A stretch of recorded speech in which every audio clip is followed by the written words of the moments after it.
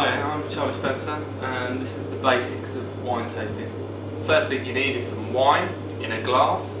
This is an ISO standards glass, so a proper tasting glass. You don't really need a proper tasting glass, but it is quite important that the top's narrower than the bottom. This is so that the smell will catch in the top and you can give it a good whiff.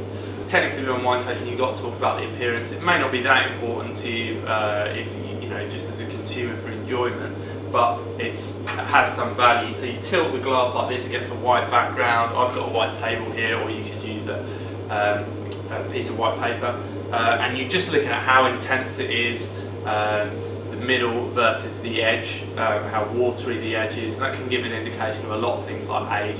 It's not really that important. In both red or white wines, you're really just looking at how intense it is. If it's really dark colour, it's going to be more intense and powerful flavour, generally speaking. In white wine's not always the case, but generally it's a good indication, especially red wines. Then you're going to swill it around in the glass. You can do it freehand, or if you're a bit unsteady like me, put it on the table, whisk it around like this. This is going to release a lot of the flavours and help the wine mix with the air. You have a big sniff.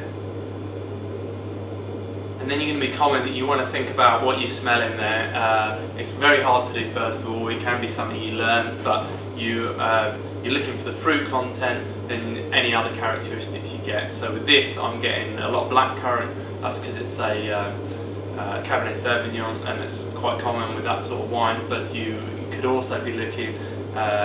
You could also describe that as just forest fruits in its broader term. So in red wines you've got forest fruits versus summer fruits, kind of strawberry, raspberries, and then in white wine you tend to have citrus fruit versus tropical fruit, and then your broad groups. If you're not quite sure, stick to one of those, it's more accurate, but it's good to think about it just to start building up your memory bank of what wine tastes like. So then you might also be smelling other things like oak. I can smell a bit of oak on this. You might detect that as vanilla or smokiness. Not everybody can get it. But then you might get some other characteristics, things like licorice, chocolate, all those kind of things in red wine. They tend to be more associated with older wines. But there's no right or wrong answers, it's just whatever you smell. Then after that you're going to want to taste the wine. You want to hold it in your mouth for a bit, draw in some air and mix it around, let it touch every part of your mouth, because different parts of your mouth detect different things.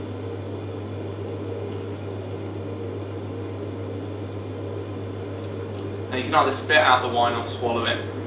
I'm quite happy to swallow it. You're coating it around the whole mouth so you can detect things in different places. So you're getting acidity at the side of your mouth, and also when your mouth waters, that indicates it's acidic, which is I'm doing quite now. Then you're obviously detecting the fruit just on your taste buds. You get sugar on the tip of your tongue. I didn't get any on this, so indicating it's a dry wine.